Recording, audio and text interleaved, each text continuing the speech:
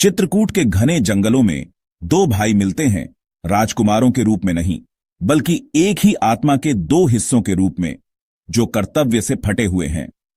भगवान राम शांत खड़े हैं, उनकी आंखें वनवास के दुख से भारी हैं। भरत दुख से कमजोर, अयोध्या के दरबार के साथ राम से राज्य को ठीक करने और लौटने की भीख मांगने आते हैं। भरत राम के चरणों में सिर रखते हैं, अपना अपराध कबूल करते हैं और राम के लौटने की विनती करते हैं।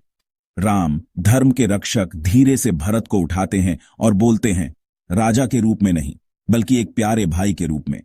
वह भरत के दर्द और भक्ति को देखते हैं और उस पवित्र जंगल में राम पूरी मानवता के लिए एक सबक सिखाने का चुनाव करते हैं। सच्चा प्यार, वह कहते हैं, वह नहीं है जो आप चाहते हैं या भावनात्मक लगाव। यह वह है जो सही है, भले ही उसमें दर्द हो। यह बातचीत रामायण का दिल है, प्रेम और लगाव, व्यक्तिगत इच्छा और सार्वभौमिक कर्तव्य के बीच के अंतर का एक सबक। राम के शब्द कालातीत दोहों में कैद हमें जीवन के सबसे कठिन चुनावों में मार्गदर्शन करते हैं। सच्चा प्यार धर्म का समर्थन करता है, भले ही इसका मतलब एक दर्दनाक वादा निभाना हो। हवा अनकहे शब्दों से भरी है, हर दिल राम के जवाब का इंतजार कर रहा है। राम का सबक प्यार खुशी के लिए एक कसम तोड़ने के बारे में नहीं है, बल्कि बड़े भले के लिए उसे बनाए रखने के बारे में है। भरत की भक्ति शुद्ध है, लेकिन राम का संकल्प अटूट है। इस पल में धर्म का अर्थ पीढ़ियों के लिए फिर से परिभाषित होता है। जंगल एक क्लासरूम बन जाता है और दुनिया सुनती है। राम का ज्ञान सिर्फ भरत के लिए नहीं, बल्कि उन सभी के लिए है जो दिल और कर्तव्य के बीच संघर्ष करते हैं। भाइयों का मिलन एक मोड़ है, निस्वार्थ प्रेम का एक सबक। आइए हम उनके साथ इस रास्ते पर चलें और उस ज्ञान को ध्यान से सुनें जो सामने आता है। कहानी यहीं से शुरू होती है, जहां जंगल के सन्नाटे में प्रेम और कर्तव्य मिलते हैं।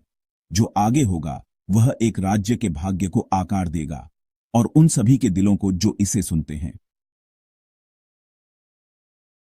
भरत ने अपना दिल खोल दिया है। अब सबकी नजरें राम पर हैं। राम एक कोमल प्रश्न के साथ जवाब देते हैं, दोहे का उद्धरण देते हुए, मेरे प्यारे भाई, इस दुख को छोड़ दो, हमारे गुरु वशिष्ठ के ज्ञान को सुनो। वह भरत के प्रेम को खारिज नहीं करते, बल्कि उन्हें एक उच्च सत्य की ओर मार्गदर्शन करते हैं। राम भरत की भावनाओं को मान्य करते हैं, उन्हें तात कहते हैं, गहरे स्नेह का एक शब्द। वह स्थिति को अंतिम भलाई की ओर एक साझा यात्रा के रूप में फ्रेम करते हैं, न कि इच्छाओं के टकराव के रूप में। राम की मास्टर स्ट्रोक, वह भरत को गुरु के ज्ञान की ओर मोड़ते हैं, न कि अपने स्वयं के अधिकार की ओर। यह भावनात्मक बुद्धिमत्ता है, शांत भाव से भावना का सामना करना और एक उच्च सिद्धांत की अपील करना। राम सिखाते हैं कि व्यक्तिगत भावनाएं कितनी भी मजबूत क्यों न हो, कभी कभी बड़े ज्ञान के सामने झुकनी पड़ती है। वह भरत और हमें प्रेम और कर्तव्य पर गहरे पाठों के लिए तैयार करते हैं। दोहा कोमल अनुनय और नेतृत्व में एक मास्टर क्लास है। जब प्रियजन भावनाओं में खो जाते हैं, तो हम उन्हें स्नेह और साझा मूल्यों के साथ मार्गदर्शन करते हैं। राम का दृष्टिकोण यह मेरे या आपकी इच्छा के बारे में नहीं है, बल्कि सभी के लिए क्या सही है। वह दिखाते हैं कि सच्चा नेतृत्व विनम्रता और परंपरा के प्रति सम्मान में निहित है। सबक, हमारे सबसे महत्वपूर्ण चुनावों में भावना नहीं, बल्कि ज्ञान मार्गदर्शन करे। राम के शब्द आने वाले गहन शिक्षाओं के लिए मंच तैयार करते हैं। आसक्ति से धर्म की यात्रा यहीं से शुरू होती है। यह दोहा हमें आज क्या सिखाता है? यह जीवन के चौराहों पर निर्णय लेने के बारे में है। भावनाएं निर्णय को धूमिल कर सकती हैं। हम जिद्दी हो जाते हैं, यह सोचकर कि हमारा तरीका सबसे अच्छा है। राम की सलाह, गलतफहमी छोड़ दो, रुकिए और पूछिए, क्या मैं ज्ञान से काम कर रहा हूं या क्षणभंगुर भावना से? सच्ची शक्ति विनम्रता है, एक बेहतर, अधिक धर्मी मार्ग पर विचार करने की इच्छा। एक गुरु खोजें, एक मार्गदर्शक, माता पिता, या यहां तक कि आपकी अपनी अंतरात्मा। एक कहानी, मीरा, एक युवा कलाकार और उसके व्यावहारिक पिता उसके भविष्य को लेकर टकराते हैं। उसकी दादी, गुरु, उन्हें एक मध्य मार्ग खोजने में मदद करती है, प्रेम और व्यावहारिकता दोनों का सम्मान करते हुए। सार, संघर्ष में जीत नहीं, बल्कि धर्म का मार्ग खोजें। बातचीत को मैं क्या चाहता हूं से क्या सही है तक ऊपर उठाएं। अपनी भावनात्मक तूफान को शांत करें और ज्ञान के लिए सुनें। यह सबक हर जगह लागू होता है, बोर्डरूम से लेकर लिविंग रूम तक। पहला कदम, आत्म जागरूकता और मार्गदर्शन के प्रति खुलापन। राम की शिक्षा कालातीत है, जिद पर धर्म चुने, यही सच्ची सद्भाव का मार्ग है। राम अब मामले का सार बताते हैं, आसक्ति और सच्चे प्रेम के बीच का अंतर। दोहा, एक सच्चा दोस्त या प्रिय व्यक्ति वह है जो मेरे सर्वोच्च भले का समर्थन करता है, न कि केवल मेरी खुशी का। सच्चा प्यार अंधा समर्थन नहीं है, यह किसी को उनके धर्म की ओर मार्गदर्शन करना है, भले ही वह कठिन हो। राम भरत से कहते हैं, यदि तुम मुझसे प्यार करते हो तो मेरी प्रतिज्ञा और हमारे पिता के वादे का सम्मान करने में मेरी मदद करो। मुझसे मेरी प्रतिज्ञा तोड़ने के लिए कहना भले ही प्यार से हो, आसक्ति है, सच्चा प्यार नहीं। यह सबक हमें अपनी भावनात्मक जरूरतों को उन लोगों के सच्चे कल्याण से अलग करने के लिए कहता है जिनसे हम प्यार करते हैं। क्या हम समर्थ हैं या सच्चे दोस्त? क्या हम आसान रास्ता प्रोत्साहित करते हैं या कठिन सही काम करने के लिए प्रेरित करते हैं?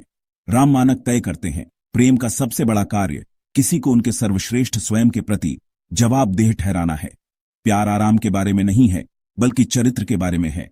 यह दूसरे के सम्मान और सिद्धांतों का संरक्षक होना है। सच्चा प्यार ज्ञान और धर्म में निहित है। यह कहता है, मैं तुमसे इतना प्यार करता हूं कि तुम्हें वह बनने में मदद कर सकूं जो तुम्हें बनना चाहिए।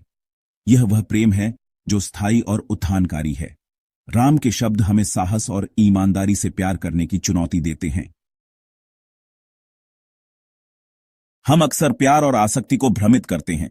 एक मां जो अपने बच्चे का होमवर्क करती है, वह आसक्ति से काम करती है, प्यार से नहीं। सच्चा प्यार मार्गदर्शन करता है, समर्थन करता है और दूसरों को बढ़ने देता है। एक दोस्त जो आपको मनोरंजन के लिए जिम्मेदारियों से बचने के लिए उकसाता है, वह सच्चा दोस्त नहीं है। वह आपके दीर्घकालिक भले के बजाय अल्पकालिक आनंद को प्राथमिकता देता है। यह दोहा हमें प्यार में साहसी होने का आग्रह करता है। जब सही हो तब नहीं कहना हमेशा हां कहने से अधिक ताकत लेता है। कल्पना कीजिए समीर को, जिसका दोस्त करण खतरनाक तरीके से बाइक रेस करना चाहता है। समीर मना कर देता है। करण के जीवन को क्षणिक रोमांच से अधिक महत्व देता है। यही सच्ची दोस्ती है। अगली बार जब आपको लोकप्रिय होने और सही होने के बीच चुनाव करना पड़े तो इस दोहे को याद रखें।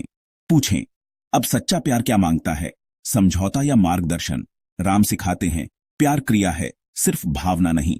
सबसे प्यार भरा कार्य प्रियजनों को धर्म और उनकी सर्वोच्च क्षमता की ओर मार्गदर्शन करना है। यही दोस्ती और प्यार की सच्ची कसौटी है। राम अब तर्क और परंपरा के सम्मान के साथ अपना मामला बनाते हैं। वह दोहा का आह्वान करते हैं, गुरु, पिता, माता और राजा के वचन, कोई भी उनका उल्लंघन नहीं कर सकता, न देवता और न अर्षि। यह सिद्धांत एक धर्मी समाज की आधारशिला है। राम फिर भरत से कहते हैं, तुम मेरे सबसे बड़े शुभचिंतक हो। यदि तुम मुझसे कुछ करने को कहोगे तो मैं मानूंगा। ऐसा लगता है कि राम भरत को निर्णय लेने की शक्ति देते हैं, लेकिन यह एक प्रेमपूर्ण परीक्षा है। राम ने अभी अभी स्थापित किया है कि पिता का वचन अटूट है। यदि भरत राम को लौटने के लिए कहते हैं तो वह उनसे अपने पिता के आदेश को तोड़ने के लिए कह रहे होंगे।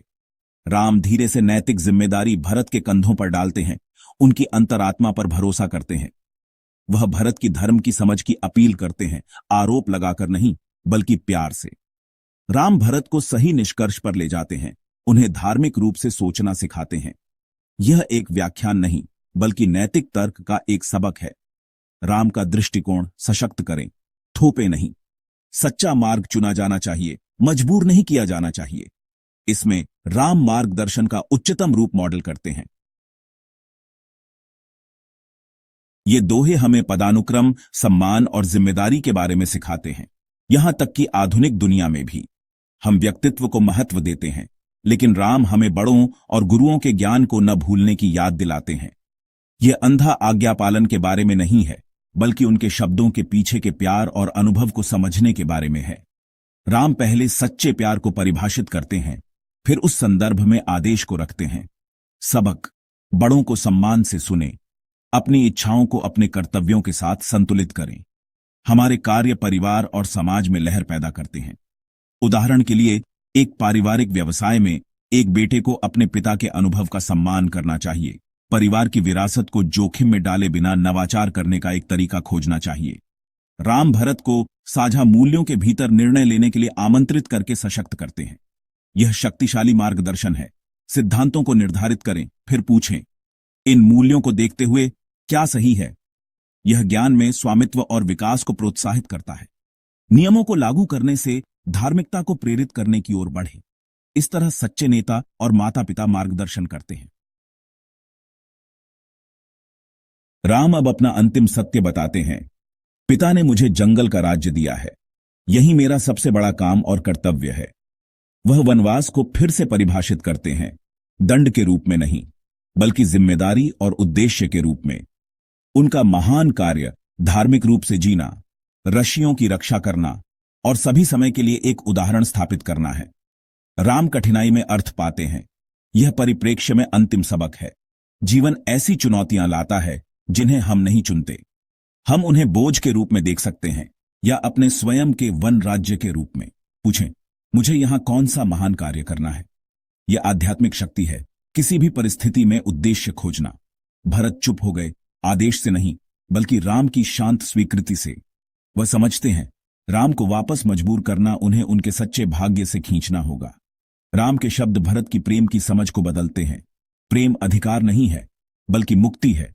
प्रिय को उनके सर्वोच्च उद्देश्य को पूरा करने में मदद करना। कभी कभी सच्चा प्यार जाने देना होता है। यही धर्म का हृदय है। राम और भरत के बीच का संवाद उद्देश्य और अखंडता के साथ जीने के लिए एक मैनुअल है। राम सिखाते हैं, सच्चा प्यार ज्ञान से निर्देशित होता है, धर्म का समर्थन करता है और वादों का सम्मान करता है। जंगल में रहने का उनका निर्णय प्रेम का अंतिम कार्य है, अपने पिता के लिए, अपने वचन के लिए और उन सिद्धांतों के लिए जो दुनिया को एक साथ रखते हैं। ये शिक्षाएं जीवित सत्य हैं, न कि अवशेष। हर दिन हम विकल्पों का सामना करते हैं, आसान रास्ता या सही रास्ता, आसक्ति या निस्वार्थ प्रेम। राम के शब्द हमें रुकने, सोचने और बुद्धिमानी से चुनाव करने का आग्रह करते हैं। वह दोस्त, भाई या माता पिता बने जो दूसरों को उनका सर्वश्रेष्ठ बनने में मदद करते हैं। अपनी चुनौतियों में अपना वन राज्य खोजें, कर्तव्य को अपना महान कार्य समझें। राम और भरत की कहानी हर दिल की कहानी है जो इच्छा और धार्मिकता के बीच फंसा हुआ है। ये दोहे शांति, पूर्ति और सच्चे अर्थ के लिए आपके मार्ग को रोशन करें।